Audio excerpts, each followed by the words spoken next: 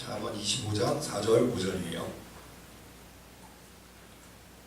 잠언 25장 4절 5절 9절이니까 우리 다 같이 독해 보도록 하겠습니다.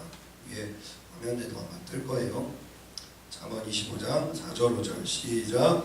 은에서 집기를 제하라. 그리하면 장색에 쓸만한 그릇이 나올 것이요 왕 앞에서 악한 자를 제하라. 그리하면 그 의가 그 의로 말미암아 경고히 서리라. 아멘. 오늘 말씀 제목은요, 쓸만한 그릇이 되려면, 아주 제가 성가대랑 짠 것도 아닌데 성가곡이랑 이렇게 좀 매치가 되는 그런 말씀을 전하게 됐네요. 어제였어요. 어제 제가 뭔가를 살 게 있어가지고 그 집에 있다가 사무실에 들렀다가 목동으로 가게 됐어요. 그래서 이렇게 도로를 그 신대방 쪽 이제 해가지고 고가도로를 타고 그다음에 신정교를 지나서 그 서부간선도로를 타고 이렇게 목동으로 가는 길이었어요. 근데 오늘부터 추석 명절 연휴 시작이잖아요, 그렇죠? 그러다 보니까 이제 길이 좀 많이 막히는 거예요. 근데 막힐 시간은 아니었거든요. 솔직히 아무리 회사들이 직장을 좀 일찍 끝내준다고 하는데 그때가 오후 3시인가 4시 정도밖에 안 됐으니까 차가 막히기에는 좀 이른 시간인 거예요. 이상하다. 내 예상에는 별로 막히지 않을 시간인데 왜 벌써부터 이렇게 길이 막히지? 하고 이렇게 좀 궁금해하면서 운전을 하며 가는데 이제 교차로 부분에 이제 좀 좁은 골목이랑 이제 이어지는 교차로가 있었는데 거기에 이제 이렇게 옆으로 가는 차가 계속 꼬리 물기를 하고 있는 거예요. 꼬리 물기 뭔지 아세요, 여러분? 꼬리 물기. 신호가 이제 파란불에서 노란불로 바뀌면 거기서 이제 멈춰서 그 다음 신호를 기다려야 되는데 빨리 가고 싶은 거야. 그래가지고 노란 신호인데 그냥 냅다 밟아가지고 뒤 그 앞에 있는 차를 뒤쪽까지 이제 바짝 붙는 거죠. 그럼 그렇게 바짝 붙으면은 어쨌건 신호가 바뀌었어도 이 차는 이미 넘어간 거니까 그 차가 지나갈 때까지는 그 맞은 교차로 세로 부분으로 이제 가는 사람들이 계속 기다려야 되잖아요. 결국 그 꼬리 물기를 하는 몇몇 차량의 그 이기심, 독단, 그리고 먼저 빨리 좀 조금이라도 가보겠다는 욕심 때문에 여태까지 이제 계속 그 흐름이 다 끊겨 있었던 거예요.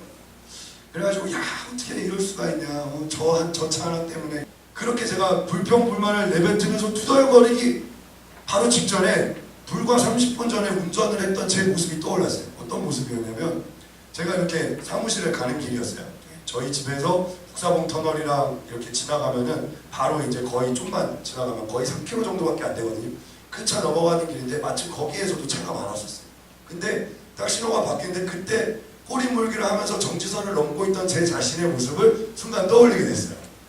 이게 남을 욕할 게 아니구나. 나도 그런 사람이었으면서 불과 30분 전에 있었던 제 모습을 가지고 다른 사람이 그렇게 해서 길이 막히는 것 같다. 내가 막 판단하고 정죄하고 비난하려고 했던 거예요. 그래가지고 문득 반성이 되는 거죠. 그랬구나. 나도 불과 30분 전까지 똑같은 잘못을 저지르고 있었으면서 그 사람이 앞에 있는 사람 심지어 누군지도 몰라요. 그게 여사인지 남사인지 모르겠어요. 아무튼 운전하는 그 사람 꼬리 물어서 그것 때문에 차가 좀 막힌다고 내가 불평불만을 하고 있었구나. 나는 그런 생각이 딱 들더라고요. 그러면서 문득 한 가지 떠오르는 생각이 뭐였냐면은 야 그렇구나. 도로 전체가 막히는 게 다른 이유 때문이 아니라 그 꼬리 물기 하는 그 한 차량 때문에 또는 한두 차량 몇몇 그 이기적인 그 차량 한두 대 때문에 전체 도로의 흐름이 막힐 수도 있다라는 생각이 쫙 들더라고요. 이기적으로 운전하면 안 되겠구나. 항상 가뜩이나 제 차는 또 예수중심교회 대학부 2호차라고 써져 있지 않습니까? 그러니까 항상 양보 운전하고 친절하게 이렇게 해야 되는데 제가 어제는 좀 그런 부분이 있어서 실수를 많이 했던 것 같아요. 그러면서 문득 몇 년 전에 제가 이 단에서도 한번 얘기를 했었고 그 기도원 집회 때도 한번 하나님께서 저를 단에 세워주셔가지고 간증을 했던 적이 있는데 제가 예전에 결석 있어가지고 여러분들한테 그거 고침받은 간증했었죠, 그죠? 욜로라고 막 이렇게 얘기하면서 간증했잖아요. 요로 결석인데 욜로라고 얘기하면서. 근데요, 사실 이 요로 결석이란 것도요, 평소에 물을 많이 마시지 않아서 사실 걸리는 질병이거든요. 그러니까 되게 지극히 작은 습관 하나인데 물 조금 덜 마셨다는 이유로 오줌이 나오는 그 길에 이게 돌이 이렇게 맺혀지는 거예요. 결정이 생긴 거예요. 그래가지고 소변을 볼 때마다 아프고 막 그것 때문에 막 진짜 해산의 고통을 간접적으로 체험하고 그랬다고 제가 그때 얘기했던 기억이 나요.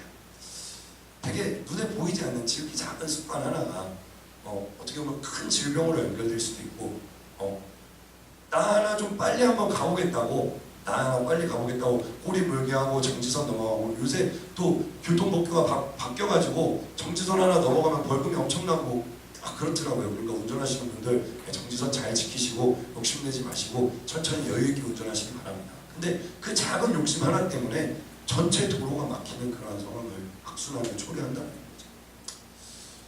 여러분들한테 얘기하고 싶은 게 뭐냐, 내가 보기에는 눈에 보이지 않는 아주 지극히 작은 것 하나가 나와 하나님과의 소통에도 분명히 지장을 초래할 수 있다는 거예요. 마침 아까 뒤에서 찬양하다가 생각이 난 건데, 여기 이렇게 전등이 있잖아요, 위에. 그리고 여러분들 뭐 핸드폰 보시면 뭐 후레쉬도 있고 카메라도 있고 다 있잖아요. 근데 거기에다가 보이지 않게 여러분들이 펜으로, 뭐 지워지는 펜으로 해야겠죠 당연히, 여러분들이 소중한 핸드폰이니까 펜으로 작은 점 하나를 딱 찍어보세요. 카메라에다 작은 점 하나를 딱 찍으면은 당장 보기에는 솔직히 카메라에는 그 점이 보이지 않을지 모르겠어요. 근데 여러분들이 막상 사진을 찍으려고 하면 그게 엄청나게 크게 흐릿하게 해서 여러분들이 찍는 그 사진을 방해하는 걸 아마 발견하실 수 있으실 거예요. 내가 보기엔 되게 눈에 보이지 않는 지극히 작은 점 같은 그런 것이 나와 하나님과의 소통을, 내가 하나님을 똑바로 볼 수 없게 만드는 그런 장애물이 될 수 있다는 거예요. 하나님과 여러분들 사이에 장애물이 없으시길 주님의 이름으로 축원합니다. 하나님과 내가 소통하는 데 있어서 그런 꼬리 물게 하는 그런 작은 차량 하나가, 또는 물을 마시지 않아서 그 걸리는 작은 조그만 결석 하나가 내 온몸을 틀어지게 하는 것처럼 그런 조그만 장애물 하나도 없으시길 주님의 이름으로 축원합니다. 성경을 보면요, 하나님과 사람 사이에 하나님이 뭔가 이 사람에게 일을 이루셔야 되는데 뭔가 하나가 딱 걸려, 이게 방해가 돼. 근데 하나님이 그것 때문에 민족 전체, 나라 전체에, 또는 하나님이 그 일을 이루시는 데 있어서 그 일을 이루지 못하게끔 하시는 그런 경우가 있어요. 우리도 그렇잖아요. 우리도 딱 어디 직장에 이렇게 면접을 보러 가거나 아니면은 누군가를 이렇게 내가 막 쓰고 싶어, 내가 막 누군가를 쓰는 입장이야. 알바생들이 여러 명 왔어. 내가 사장님이야. 여러 명이 왔었는데 얘는 다 괜찮은데 요거 하나가, 아침에 일찍 일어나지 못하는 이 점 하나가 참 걸려. 또는 얘는 다 좋은데 평소에 일할 때 너무 투덜투덜거려. 이게 좀 걸려. 얘는 다 좋은데 인상 쓰는 게 좀 걸려. 이렇게 한 가지 걸리는 부분이 있어서 이 사람을 못 쓰겠는 그런 경우가 분명히 있었을 거예요. 물론 여러분들은 주로 갑이 아닌 을의 입장에서 쓰여지는 입장에 있기 때문에 그런 경험이 별로 없을지 모르겠어요. 근데 여러분들이 팀장이나 리더나 또는 사장이나 내가 어떤 조직을 이끄는 지도자의 입장에 섰을 때 아마 그런 것들이 분명히 있을 거예요. 내가 사람을 뽑아 써야 돼. 사람을 데리고 일을 해야 돼. 근데 얘는 다 좋은데 이거 하나 같은 거. 근데 하나님 보시기에도, 하나님이 일하시기에도 어떤 사람이, 또는 어떤 민족이, 어떤 나라가, 어떤 단체가 이거 하나 때문에 내가 얘네에게 주려고 했던 축복을 줄 수가 없구나. 내가 이거 하나 때문에 얘네를 통해서 이루고 싶었던 이 역사를 이룰 수가 없구나 하고 그렇게 기록되어 있는 성경 구절들이 좀 있어요. 오늘 한번 좀 찾아볼게요. 요사서 7장 1절부터 위에 화면이 뜨죠. 제가 읽어드릴게요. 이스라엘 자손들이 바친 물건을 인하여 범죄하였으니 이는 유다 지파 세라의 증손 삽디의 손자 갈미의 아들 아간이 바친 물건을 취하였습니다. 여호와께서 이스라엘 자손들에게 진노하시니라. 이게 어떤 상황이냐면, 여호수아가 이제 모세를 이어서 이스라엘 백성들의 지도자가 됐어요. 그래가지고 그 광야의 길을 이제 이끌어가면서 하나님께서 약속하신 적과 꿀이 흐르는 가나안 땅을 향해 이제 달려가고 있는 장면이에요. 근데 그 와중에 하나님께서 여리고성 7바퀴 왜 하루에 한 바퀴씩 돌고 마지막 날에는 7바퀴 돌아서 여리고성 무너지고 우리 막 여호수아 군대처럼 막 시청 광장에서도 부르고 기억나시죠? 네, 그 배경이 되는 거예요. 그 여리고성에서 이제 승리를 쟁취했어요. 그래서 많은 전리품들을 얻고 많은 사람들을 포로로 사로잡고 이제 딱 승리에 도취되어 있을 때, 그때 이제 마침 또 하나의 정복해야 될 성 아이성을 눈앞에 두고, 이때 하나님의 백성들, 그 이스라엘 백성들 중에 한 명인 아간이라는 사람이 범죄를 해요. 어떤 범죄를 하느냐, 하나님께 바쳐진 물건, 하나님께 그 온전히 전리품으로 하나님께 바쳐진 물건 중에 일부를 이 사람이 자신의 소유로 감춰놓은 거예요. 그래가지고 하나님이 이 일에 대해서 진노하시는 거죠. 자, 계속 볼게요. 여호수아가 여리고에서 사람을 베델 동편 베다의 곁에 있는 아이로 보내며 그들에게 일러 가로되 올라가서 그 땅을 정탐하라 하매 그 사람들이 올라가서 아이를 정탐하고 여호수아에게로 돌아와서 그에게 이르되 백성을 다 올라가게 말고 2~3천 명만 올라가서 아이를 치게 하소서. 그들은 소수니 모든 백성을 그리로 보내어 숲으로 깨 마소서 하므로 백성 중 3천 명쯤 그리로 올라갔다가 아이 사람 앞에서 도망하니. 잠깐 저를 보세요. 그 아이성에 사람들이 별로 그렇게 많지 않았어요. 그러니까 한 2~3천 명만 보내면 충분히 이길 수 있을 것 같은 거예요. 그래서 2~3천 명을 이제 정탐하는 식으로 이제 올려 보냈는데 그때 뭐예요? 아이성에 있는 사람들이 그 수비가 아주 완고하고 그들이 방어를 잘해가지고 이제 2~3천 명이 패하고 도망치는 거예요. 도망치는 건데 이 일로 인해서 하나님이 그렇다고 3천 명이 적은 숫자에서 패하게 하신 게 아니에요. 하나님께서 이들의 불순종, 이들의 하나님께서 기뻐하시지 않는 일을 행함으로 말미암아 하나님께서 이미 진노하셨어요. 이들로 하여금 승리를 하지 못하게 하기로 하나님이 결단을 내리신 거예요. 그래서 비록 아이성이 적은 숫자임에도 불구하고 그들이 뭐 방어를 얼마나 잘했는지 모르겠어요. 근데 하나님은 이미 이스라엘 백성들에게 패배를 안겨주시기로 결단하신 거예요. 이 아간의 범죄로 말미암아. 아간 한 사람의 남들 몰래 행했을 거 아니에요. 하나님께 바쳐진 전리품을 그렇게 빼돌린 거니까. 근데 이 보이지 않는 범죄로 말미암아 하나님께서 이스라엘 백성 전체에게 패배를 안겨주기로 결단하신 거예요. 계속 볼게요. 아이 사람이 그들의 36인쯤 36명 정도 죽은 거예요. 36인쯤 죽이고 성문 앞에서부터 스바리까지 쫓아와서 내려가는 비탈에서 쳤으므로 백성의 마음이 녹아 물같이 된지라. 여호수아가 옷을 찢고 이스라엘 장로들과 함께 여호와의 궤 앞에서 땅에 엎드려 머리에 티끌을 무릅쓰고 저물도록 있다가 여호수아가 가로되 슬프도소이다. 주 여호와여 어찌하여 이 백성을 인도하여 요단을 건너게 하시고 우리를 아모리 사람의 손에 붙여 멸망시키려 하셨나이까. 우리가 요단 저편을 족하게 여겨 거하였다면 좋을 뻔하였나이다. 주여 이스라엘이 그 대적 앞에서 돌아섰으니 내가 무슨 말을 하오리이까. 가나안 사람과 이 땅 모든 거민이 이를 듣고 우리를 둘러싸고 우리 이름을 세상에서 끊으리니 주의 크신 이름을 위하여 어떻게 하시려나이까.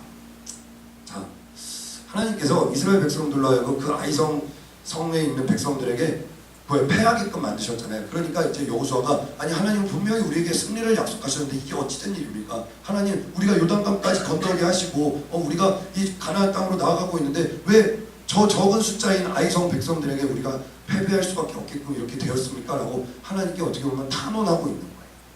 근데 그때 하나님께서 말씀하시는 게 뭐냐? 보세요. 10절 여호와께서 여호수아에게 이르시되 일어나라. 어찌하여 이렇게 엎드렸느냐? 이스라엘이 범죄하여. 자 보세요. 이스라엘이 범죄하여. 아간이 범죄했다고 말씀 안 하셨어요. 이스라엘이 범죄했어. 그 많은 이스라엘 백성 중에 딱 한 명이에요. 아간 한 사람이 범죄한 건데 그걸 갖다가 하나님은 뭐라고 말씀하셨냐? 너희 이스라엘이 범죄하여. 즉 이 작은 한 명의 범죄함으로 인해서 이 나라 전체가 패할 수밖에 없었다고 하나님께서 말씀하신 거예요. 하나님은 아간 한 사람의 범죄로 보지 않으셨어요. 이스라엘 백성 전체의 문제로 이걸 보신 거예요. 볼게요. 11절 이스라엘이 범죄하여 내가 그들에게 명한 나의 언약을 어기었나니 곧 그들이 바친 물건을 취하고 도적하고 사기하여 자기 기구 가운데 두었느니라.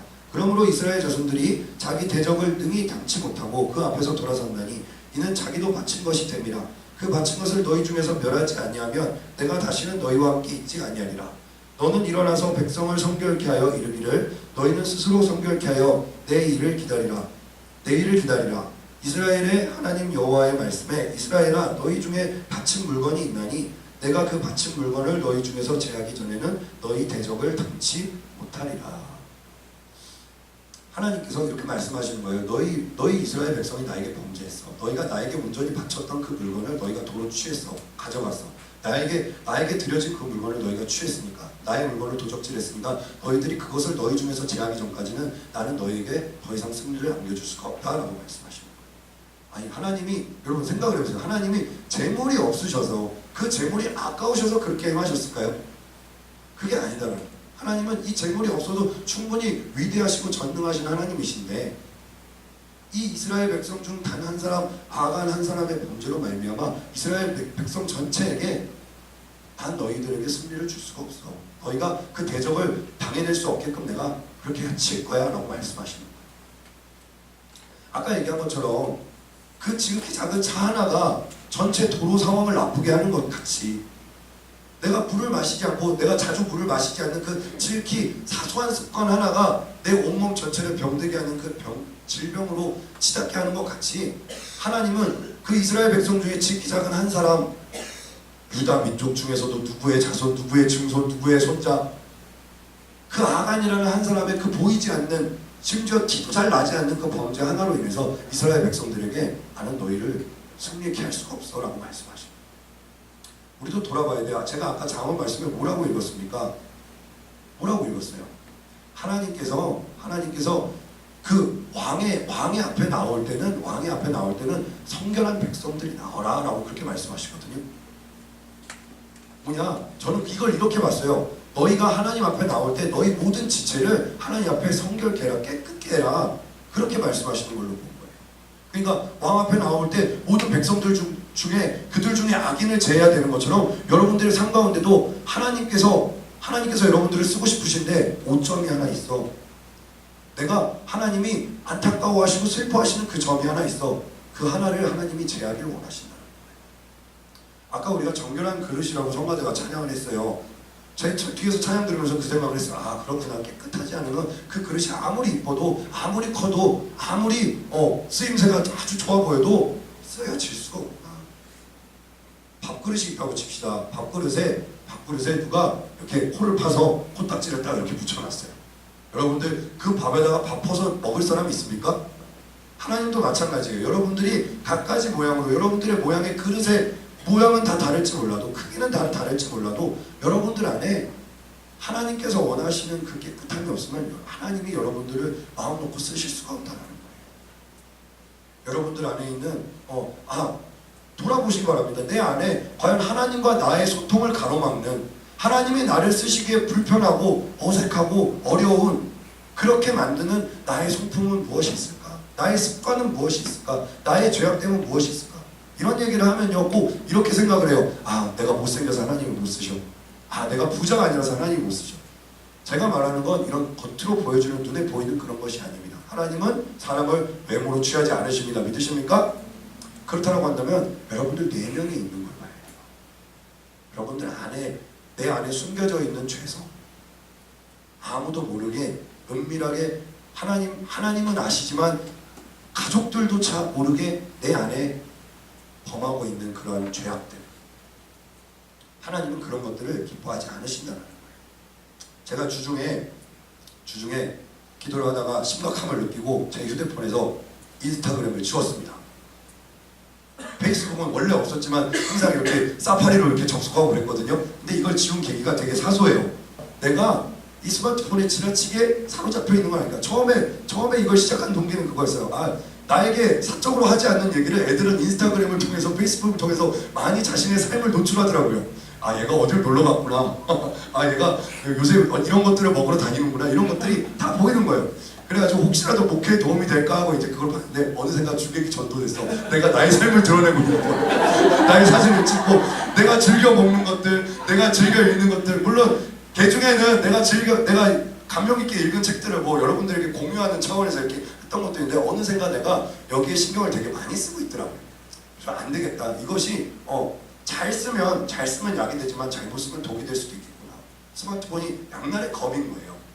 그래가지고 마침 주중에 교육장 모임 때 조현영 목사님께서 서울, 경기, 인천의 교육자들을 다 모아놓고 교육을 하셨어요. 스마트한 시대에 너희가 적응력을 길러야 된다. 그러면서 지역주 일어나. 너 스마트하게 영혼 관리를 하고 있나? 그래가지고 무슨 말씀이실지 몰라가지고 유튜브 말씀하시나 보다. 요새 또 제가 폭풍 업데이트하고 있잖아요. 그래가지고 유튜브 말씀하시는구나. 그래가지고 그냥 서 있었어요. 그랬는데 이제 대화가 잘 안 통하니까 목사님이 저 앉으라고 하고 과기를 그래가지고 인천 주보동부 전사님이 일어났어요. 그래가지고 애들이랑 너 화상통화 한 적 있나? 이런 거 물어보시고, 나는 한 번도 한 적 없는데.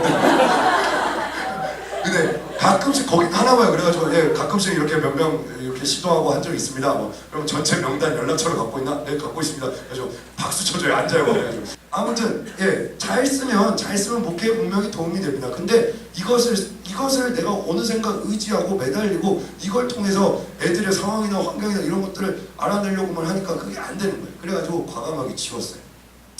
무엇을 이야기하고 싶은 거냐?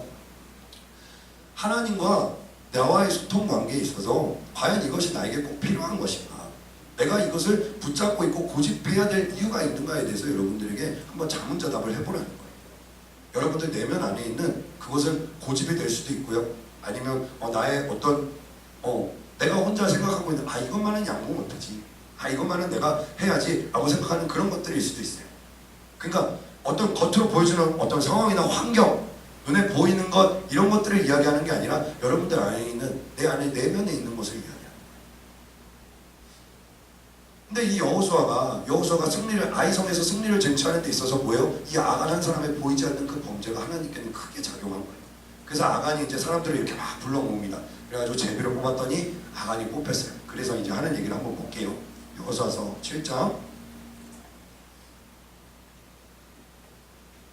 아간이 뽑힌 뒤에 이제 한번 볼게요. 19절부터 넘겨주세요. 19절. 네, 19절. 제가 읽을게요. 여호수아가 아간에게 이르되 내 아들아 청하노라. 벌써 내 아들아 라고 얘기를 하면은 뭐예요? 여호수아가 아간을 아낀 거예요? 아끼지 않은 거예요? 상당히 아끼는 거예요. 왜냐면 자기가 데리고 있는 백성이잖아요. 그리고 자기 자손이잖아요. 자기 자손이니까 데리고 가야겠는데, 얘를 가나안 땅으로 데리고 가야 되는데 제비를 뽑았더니 하나님께 범죄한 사람 했더니 아간이라는 사람이 딱 뽑힌 거예요. 그래가지고 내 아들아 이게 어찌된 일인지 한번 얘기를 해봐라 라고 지금 얘기를 하는 거죠. 보세요. 여호수아가 아간에게 이르되 내 아들아 청하노라. 이스라엘의 하나님 여호와께 영광을 돌려 그 앞에 자복하고 스스로 부복하고 내 행한 일을 내게 구하라. 그 일을 내게 숨기지 말라. 아간이 여호수아에게 대답하여 그러되 참으로 나는 이스라엘 하나님 여호와께 범죄하여 여차여차히 행하였나이다. 그게 어떤 일이냐면, 내가 노력한 물건 중에 시날산에, 이 노력한 거는 여리고성 그 침투할 때 그때 노력한 거예요. 그러니까 어떻게 보면 정당한 전리품이라고 할 수 있죠. 근데 그거를 하나님이 다 하나님께 바치라고 해서 바쳐야 됐던 거예요. 근데 보세요. 노력한 물건 중에 시날산의 아름다운 외투 한 벌과 은 200세겔과 50세겔 중에 금덩이 하나를 보고 탐내어 취하야 한다이다. 보소서 이제 그 물건들을 내 장막 가운데 담 속에 감추었는데 은은 그 밑에 있나이다.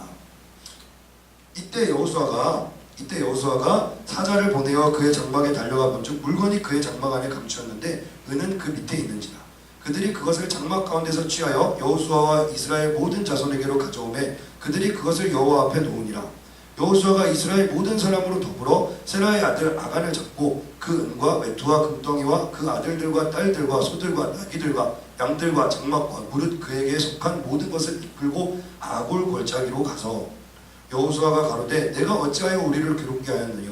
여호와께서 오늘날 너를 괴롭게 하시리라 하니 온 이스라엘이 그를 돌로 치고 그것들도 돌로 치고 불사르고 그 위에 돌 무더기를 크게 쌓았더니 오늘날까지 있더라. 여호와께서 그 극렬한 분노를 그치시니 그러므로 그곳 이름을 오늘날까지 아골 골짜기라 부르더라. 아멘. 이게 뭘 의미하는 걸까요, 여러분? 분명히 뭐예요? 아간이 감춰뒀던 그 재물들, 아간이 감춰뒀던 보물들은 그 집에 땅속에 자기가 묻어놔서 그대로 있었어요. 그럼 그거 다시 되찾았으면 되는 거 아니에요? 그런 거잖아요. 근데 뭐예요? 이 아간을 갖다가 내 아들아 라고까지 이야기할 정도로 그 끔찍이 아끼던 그 아들을 갖다가 다 같이 이스라엘 백성들이 광야 아골 골짜기로 이렇게 데리고 와가지고 다 같이 돌로 쳐 죽여요. 이게 뭐예요? 읍참마속이라는 말 아세요, 여러분?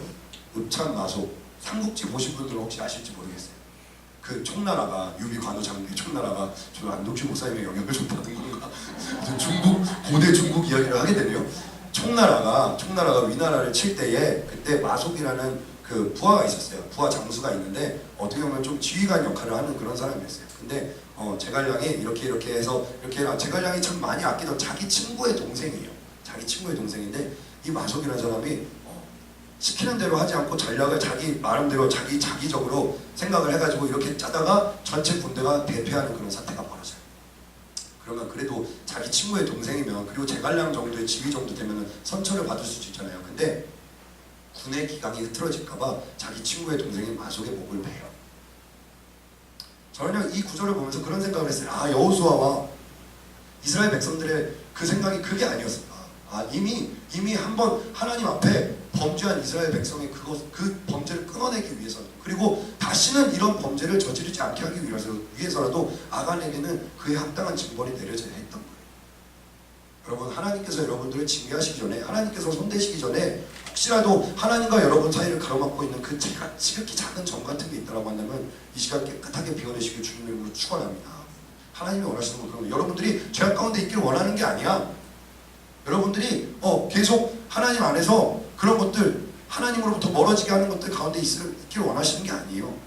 빨리 깨닫고 거기에서 돌이키길 원하시고, 눈에 보이지 않는 것이지만 내 내면 속에, 내 마음 속에 자리 잡고 있는 내가 범죄하려는 마음, 하나님 앞에 거짓된 마음, 음란한 마음, 타락한 마음, 하나님으로부터 멀어지게 하려는 그 어떠한 생각이라도 여러분들 안에 있다면 하나님께서 여러분들을 마음 놓고 쓰실 수가 없는 거예요. 왜냐하면 그것이 언제 어떻게 커질지 모르니까, 언제 어떻게 여러분들 전체의 그릇을 더럽힐지 모르니까. 그래서 여호수아와 이스라엘 백성들은 아간을 쳐 죽일 수밖에 없었어요. 그리고 다시 아이성을 공략을 합니다. 그랬더니 하나님께서 거짓말처럼, 아니 아까는 3,000명이 몰려갔을 때도 뭐야 36명이 죽고 패해서 왔는데 아간을 이렇게 쳐 죽이고 하나님께서 명하신 대로 그들 가운데서 그 죄악을, 그 우상을 섬기고 하나님의 물건을 도적질하는 그 죄악을 쳐버리니까 다시금 아이성을 공략했을 때 하나님께서 승리를 일으켜 주십니다. 여러분들 안에 지극히 작은 것일지 몰라요. 티가 안 날 수도 있습니다. 눈에 보이지 않아요. 내가 인식하지 못할 수 있습니다. 근데 하나님께서 야 내가 너 그것 때문에 너에게 역사할 수가 없어. 내가 너 그것 때문에 내가 너를 통해서 일을 할 수가 없어 라고 말씀하시는 것이 있다면 여러분들 스스로의 삶을 돌아보죠. 저는 몰라요. 여러분들과 저도 그렇잖아요. 저도 혹시나 이것일까라고 생각을 해서 인스타그램 지웠어요. 몰라요. 제가 혹시라도 인스타에서 다시 여러분들에게 댓글을 달면 저에게 돌을 던지세요. 아 이러면 안 돼. 계정은 안 지웠어요. 앱만 지웠어요. 계정은 살아있는데, 근데 여러분 있는데 이걸 안 하는 게 더 어려워요. 집에 TV가 없는데 TV를 안 보는 건 참 쉬워요. 근데 집에 TV가 있는데 이걸 안 하는 건 참 어려워요. 근데 여러분들 마음 가운데 얼마든지 하나님으로부터 멀어질 수 있는 가능성이 있어요. 근데 내가 그렇게 하지 않기로 결단하는 거야. 왜냐? 하나님이 나를 쓰시는데 이 작은 것 하나가 방해가 되니까. 나의 게으름이, 나의 거짓됨이, 나의 어떤 시기하고 질투하는 것이, 내가 누군가를 안 좋게 보는 그 부정적인 시선이 하나님이 나를 쓰시는데 방해가 되니까, 하나님이 나의 삶을 통해서 역사하시는데 제약이 걸리는 거야. 내가 너를 축복하고 싶어도 축복할 수가 없구나. 왜냐? 네가 생각을 그렇게 하니까, 네가 마음을 그렇게 먹으니까, 네가 이토록 내 앞에 악한 일을 행하니까. 또 볼게요. 아사왕이라는 사람이 나와요. 아사왕. 역대하 15장 10절부터. 아사왕은요 남유다의 왕이에요. 남유다의 왕인데 이게 어떤 배경이냐면, 아사왕이 딱 왕으로 즉위했을 때, 그때 하나님께서 보낸 선지자 아사랴라는 선지자가 이 아사왕에게 얘기를 하는 거예요. 너희는 너희 중에 하나님을 경외하는 자도 없고 하나님을 진정으로 예배하는 자가 없다. 그러니까 네가 이런 것들을 다 회복시켜라. 그래야만 내가 너희 민족들을 축복하고 너희 민족들을 살려주리라 라고 말씀하신 거예요. 그랬더니 이제 아사왕이 실제로 행동을 취하는 거예요. 그러면서 그 산당, 이방신들을 섬기던 그 전에 선대 왕들이 쭈루루루 있었는데, 그 왕들이 섬기던 그 이방신들의 신상이나 막 이런 우상들을 다 제하면서, 그러면서 행동을 취하는 거예요. 한번 10절부터 볼게요. 아사왕 15년 3월에 교도할까요? 교도 10절부터. 아사왕 15년 3월에 저희가 예루살렘에 모이고,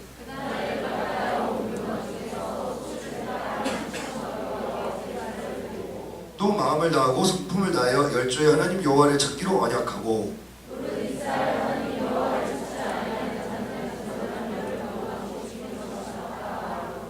우리가 큰 소리로 부르며 피리와 나팔을 불어 여호와께 맹세하매,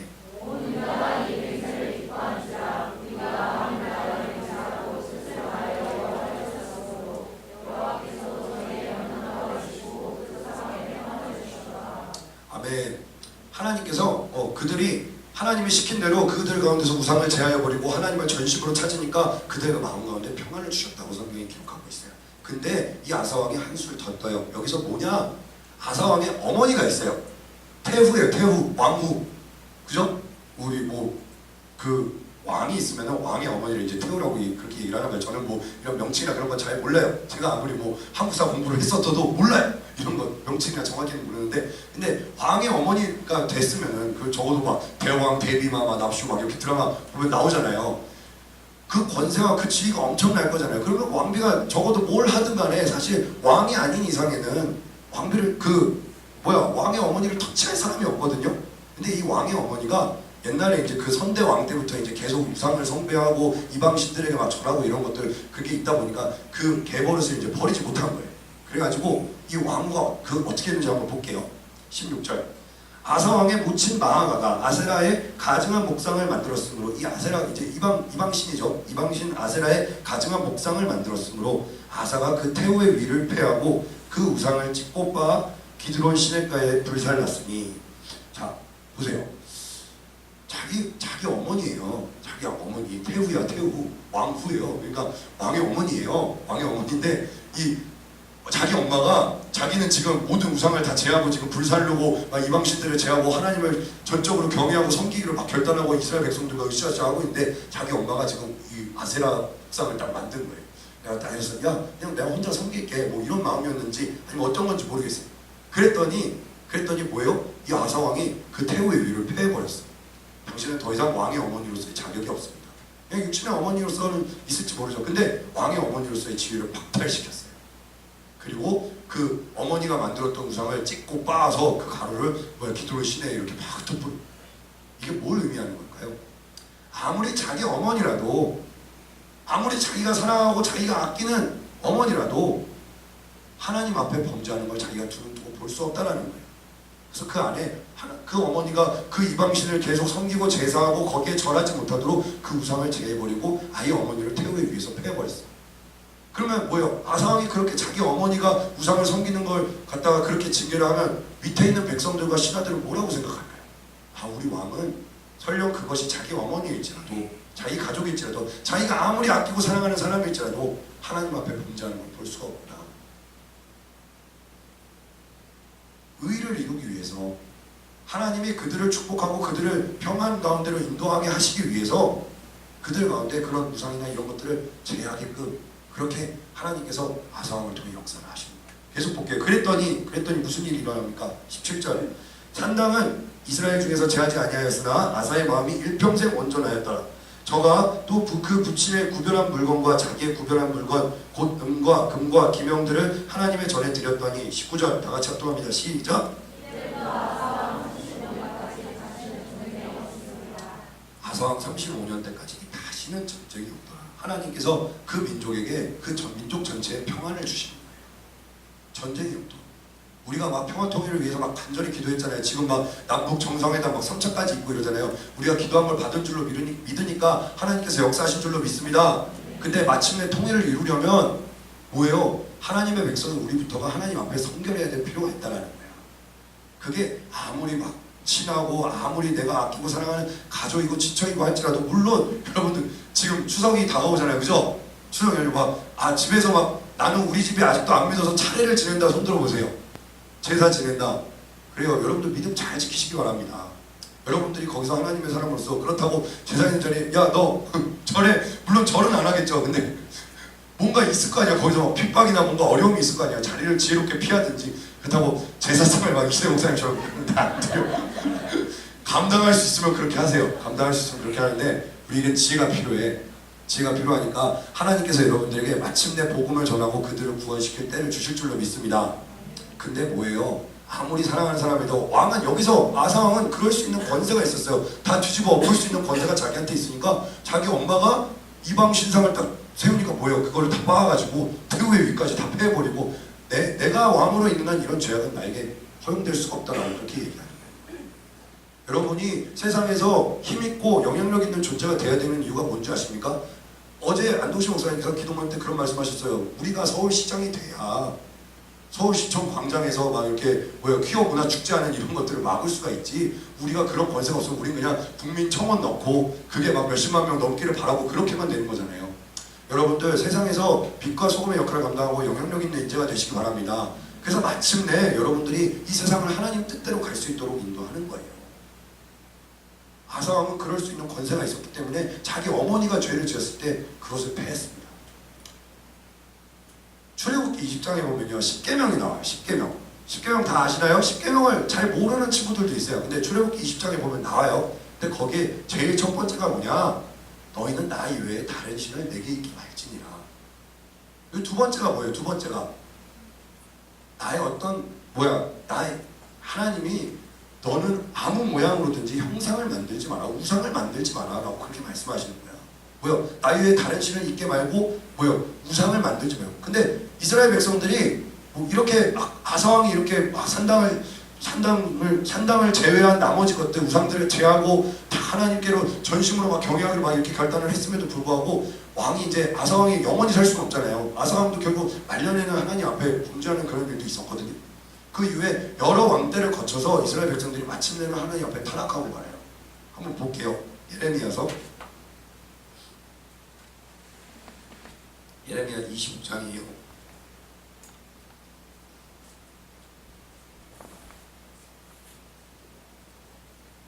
1절부터 제가 읽겠습니다. 유다 왕 요시야의 아들 여호야김 4년 곧 바벨론 왕 느부갓네살 원년에 유다 모든 백성에 관한 말씀이 예레미야에게 임하니라. 선지자 예레미야가 유다 모든 백성과 예루살렘 모든 거민에게 구하여 가로되 유다 왕 아몬의 아들 요시야의 13년부터 오늘까지 23년 동안의 여호와의 말씀이 내게 임하기로 내가 너희에게 이르되 부지런히 일렀으나 너희가 듣지 아니하였으며 여호와께서 그 모든 종 선지자를 너희에게 보내시되 부지런히 보내셨으나 너희가 듣지 아니하였으며 귀를 기울여 들으려고도 아니하였도다.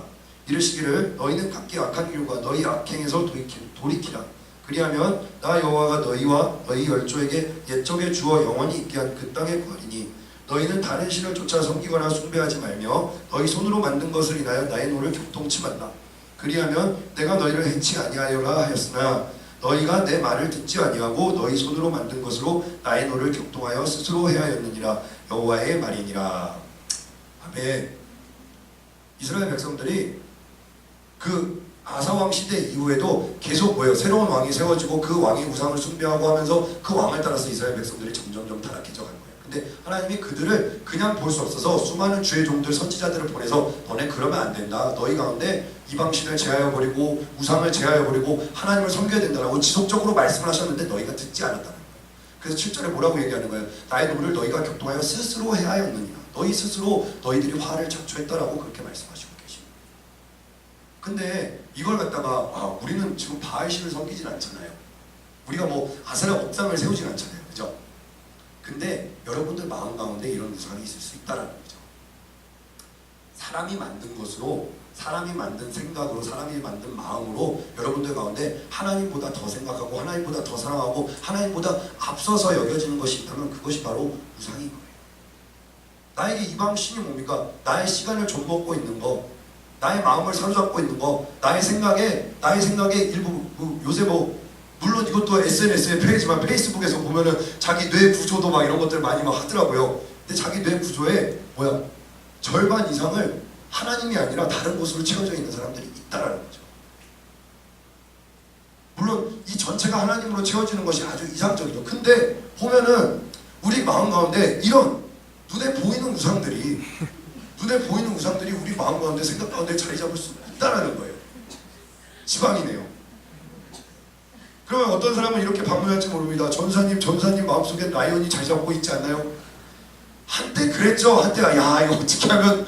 근데 제 돈 주고 산 거는 그때 우리 장터에서 다운점에가 내놨던 그 후디 라이온 쿠션 그거 하나 말고는 없어요. 근데 그렇다고 라이언이 제 마음 가운데 막 이렇게 가득 차가지고 제가 막 목회도 시금도 전폐하고 그래 얘를 어떻게 하면 잘 이렇게 손질할 수 있을까, 어떻게 하면 내 마음 가운데 누가 선물을 했으니까 달아주고 선물을 했으니까 쓰죠. 근데 그게 내 마음 가운데 그렇게 많은 부분을 차지하고 있지 않다는 거예요.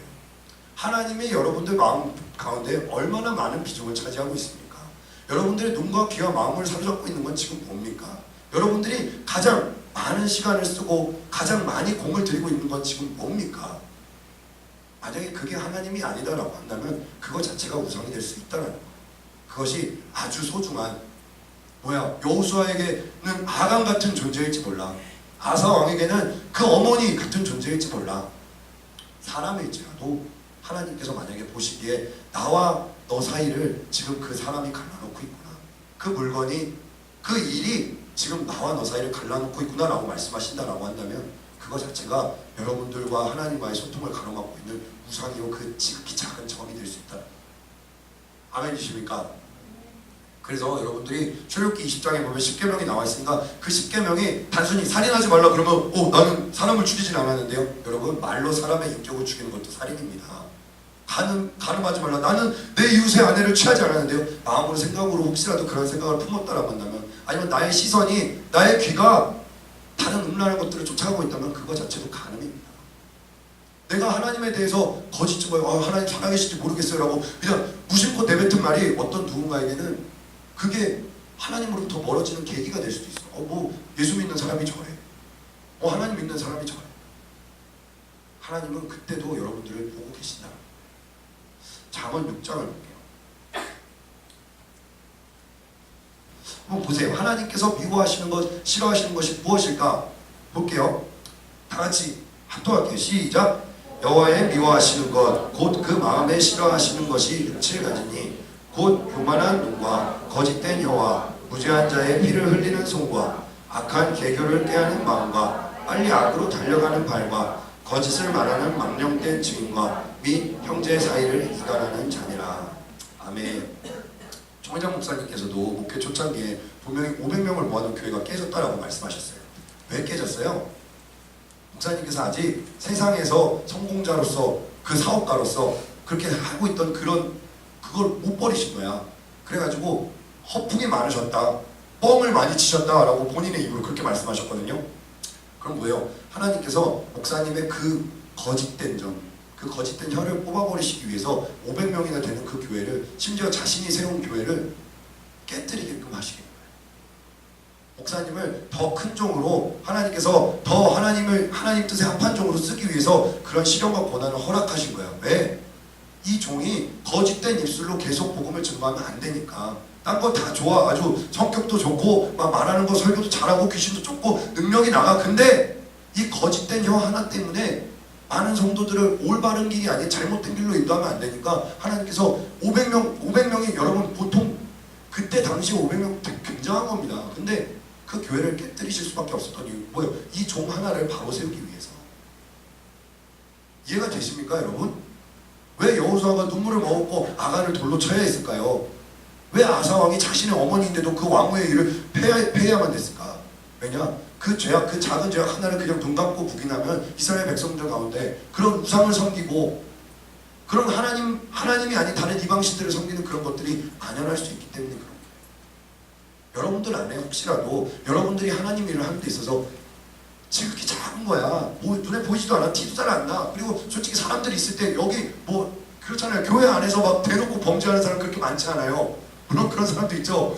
그런 사람들이 이제 알아서 공권력의 심판을 받든지 아니면 죄종들의 심판을 받든지 하겠지. 근데 뭐야, 여기에서는 솔직히 다들 막 웃으면서 잘 편하게 지내. 근데 보이지 않는 곳에서 내가 과연 내 이웃을 내 몸처럼 사랑하는가? 하나님이 나에게 원하시는 대로 정말 정결하고 깨끗한 삶을 살고 있는가? 근데 하나님이 나를 쓰려고 하는데 내 그릇에 점들이 있어. 벌레 주름을 막 이렇게 있어.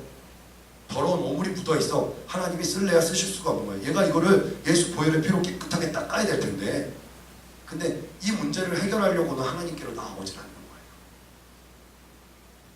저에게는 그것이 어떻게 보면 제 자신에게는 부끄럽지만, 여러분들 앞에서 말하기 부끄럽지만 게으름이 없고, 또 지나친 스마트폰 쓰는 시간이 없고, 또 하나는 하나님의 일에, 또 하나님 영혼을 이렇게 살리는 일에 더 많은 열정을 쏟아내지 못한, 어떻게 보면 제 맡겨진 일에 대한 나태함이었는지 모르겠어요. 그래서 그걸 해결하기 위해서, 이 작은 문제를 어떻게든 해결하기 위해서 나름대로 노력을 하고 용을 쓰고 있는 거예요. 이게 무엇일까? 근데 하나님이 미워하시고 싫어하시는 것이 육체가지다. 이 잠언에 이렇게 기록하고 있잖아요. 거짓된 혀와 교만한 눈과. 하나님이 나를 왜 낮추셨을까? 왜 나를 나는 지난번에 한번 얘기했죠. 내가 해외로도 유학도 가고 싶었고 다른 데 대학원도 가고 싶었고 했는데 왜 우리 교단 신학교를 보내셨을까? 나를 낮추셔야 되니까. 내가 인간적인 눈으로, 교만한 눈으로 목회를 하면 안 되니까 일단 훈련의 과정으로 넣으시고, 그리고 신학교를 졸업하고 나서도 대학부에서 전도사를 하는데 내가 메인이 아니야. 나 그냥 시키는 거 해야 돼. 그냥 단에 세우시면 감사함으로 학교 준비해야 되고 내 마음대로 할 수 있는 거 하나도 없어. 근데 그것조차도 나를 낮추시고 하나님께서 연단하셔서 깨끗한 그릇으로 쓰기 위한 하나의 과정이었다는 거죠. 여러분들도 이 가운데 분명히 그런 연단 가운데 있는 사람이 있어요. 그런 과정 가운데 있는 사람이 있어요. 근데 그걸 갖다가 왜 이렇게 힘들어? 왜 이렇게 어려워? 왜 이렇게 내가 원하는 걸 이루는 데 있어서, 내가 하나님께 영광 돌리는 데 있어서 왜 이렇게 걸림돌이 많아? 하나님이 지금 그 걸림돌을 제거하시기 위한 과정이라고 여러분 생각하시기 바랍니다. 내가 씻겨져 나가고 내가 연단을 받고 내가 하나님 앞에서 정말 아까 성가대 찬양한 것처럼 쓰기 편한 그릇, 쓰기 좋은 그릇이 되기 위한 과정이라고 믿는 여러분들 되시기 바랍니다. 하나님께서 싫어하시는 건 이것들뿐만이 아닙니다. 로마서 1장, 우리가 지금 아카데미 때 로마서를 배우고 있잖아요. 로마서 1장을 한번 볼게요.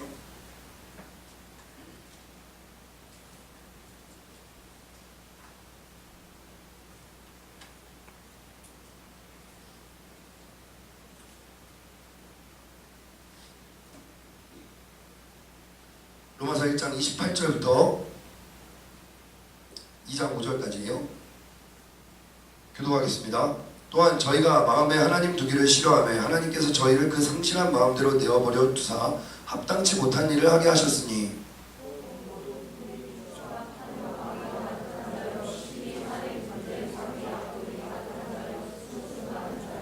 비방하는 자요, 하나님의 미워하시는 자요, 능욕하는 자요, 교만한 자요, 자랑하는 자요, 악을 도모하는 자요, 부모를 거역하는 자요, 저희가 이 같은 일을 행하는 자는 사형에 해당하다고 하나님의 정하심을 알고도 자기들만 행할 뿐 아니라 또한 그 일을 행하는 자를 옳다 하느니라.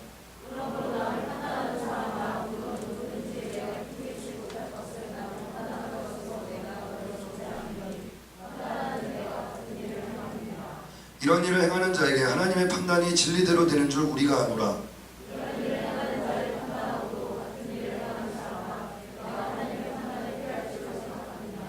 혹 내가 하나님의 인자하심이 너를 인도하여 회개케 하심을 알지 못하여 그의 인자하심과 용납하심과 길이 참으심의 풍성함을 멸시하느뇨.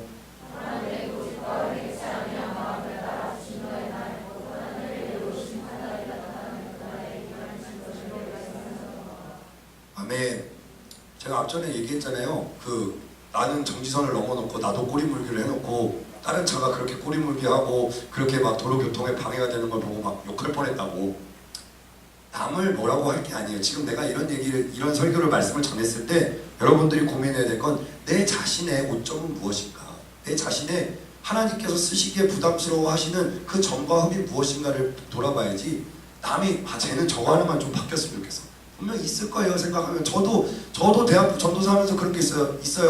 쟤는 좀 예배 시간에 좀 일찍 왔으면 좋겠어. 쟤는 설교 시간에 좀 졸지 않았으면 좋겠어. 쟤는 찬양할 때 좀 뛰면서 했으면 좋겠어. 이거 하나만 빼면 진짜 다 좋은데 막 그런 게 있을 수 있어요. 근데 이거는 여러분 성경은요, 그리고 예배 시간에 선포되어지는 하나님의 말씀은요, 제가 저랬으면 좋겠다, 제가 깨달았으면 좋겠다, 누가 뭘 했으면 좋겠다, 이게 아니라 하나님이 지금 나에게 하시는 말씀이라는 걸 깨달으시기 바랍니다. 그렇다고 한다면 내가 고쳐야 될 나의 오점은 무엇이냐는 거예요. 내가 돌이켜야 될, 내가 회개해야 되고 내가 하나님 앞에 나의 고집을 꺾어야 될 바로 그것은 무엇이냐는 거죠. 안 좋은 습관일 수 있습니다. 또는 눈에 보이지 않는 곳에서 행하는 범죄일 수 있습니다. 또는 그냥 마음으로 생각으로 하는 시기, 질투, 아까 여기 로마서 1장에 얘기하는 정욕과 뭐 그런 정말 아직 발현되지는 않았지만 내 마음속에 품고 있는 죄악된 생각일 수 있습니다. 그거는 하나님과 여러분만 아는 이야기예요. 다른 누구도 알지 못해요. 여러분들 그렇잖아요. 우리 여기 항상 대표 기도하러 나오면은 거의 빠짐없이 하는 기도가 있습니다. 알고 지은 죄, 모르고 지은 죄. 내가 모르고 지은 죄도 있잖아요. 그리고 알게 모르게 다른 사람들 알지 못하게 보이지 않는 은밀한 곳에서 내가 행한 그런 마음속의 죄악들. 하나님은 그걸 어쩌면 지금 슬퍼하시고 통탄하실 수 있다는 거예요.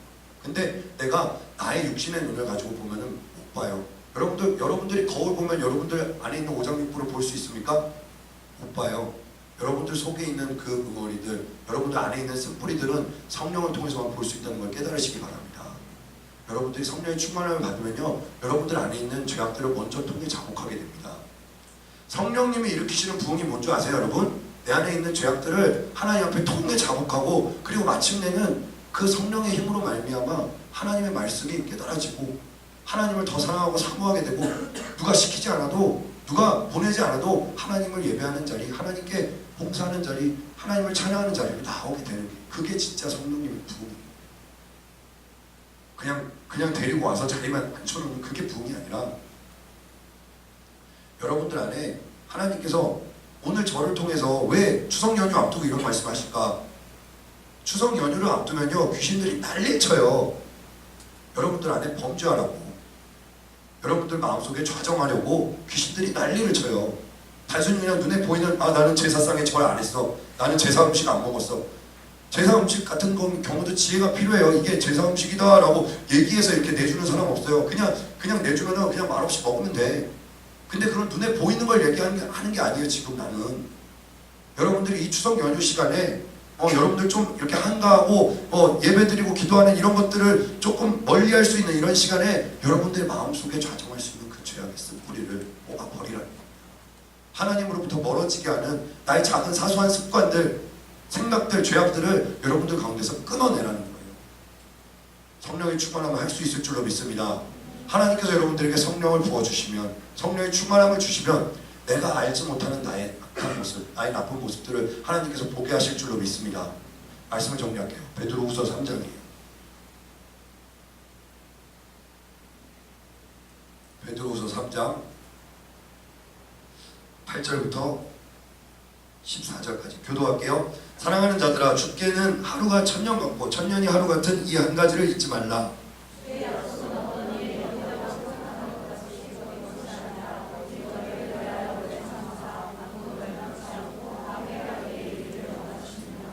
그러나 주의 날이 도적같이 오리니 그날에는 하늘이 큰 소리로 떠나가고 체질이 뜨거운 불에 풀어지고 땅과 그 중에 있는 모든 일이 드러나리로다.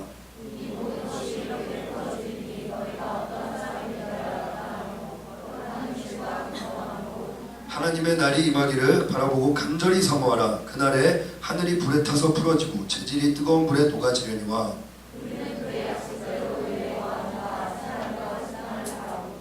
다같이 시작. 그러므로 사랑하는 자들아, 너희가 이것을 바라보나니 주 앞에서 점도 없고 흠도 없이 평강 가운데서 나타나기를 힘쓰라. 아멘.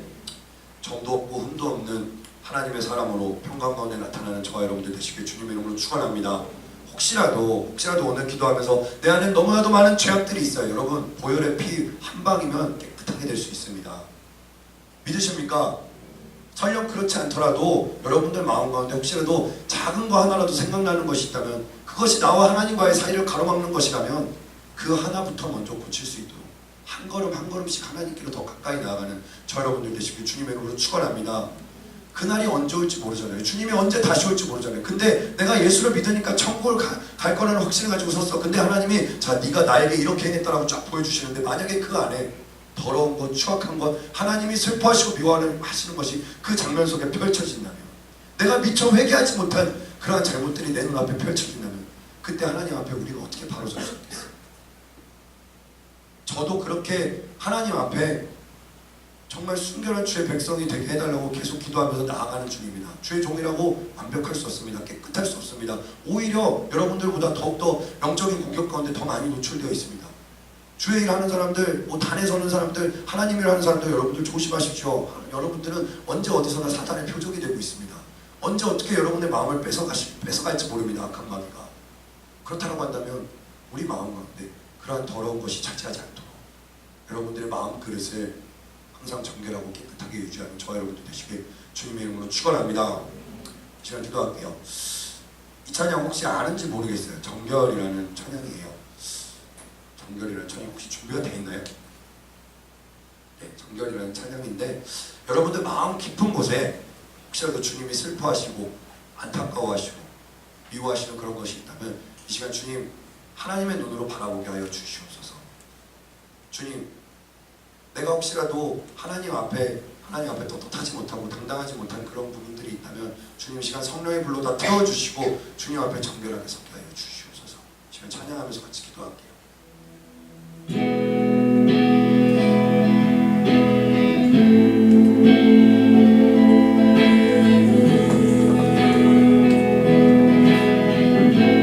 가슴에 손을 얹고 거룩하신 성령님, 거룩하신 성령님, 지금 내게 오셔서 나의 눈 열어 보게 하소서. 나의 마음 깊은 곳, 나의 마음 깊은 곳, 주님 슬퍼하시는 죄와 부정함 보게 하소서. 주 성령의 불로, 주 성령의 불로, 소멸하는 거룩한 불로 죄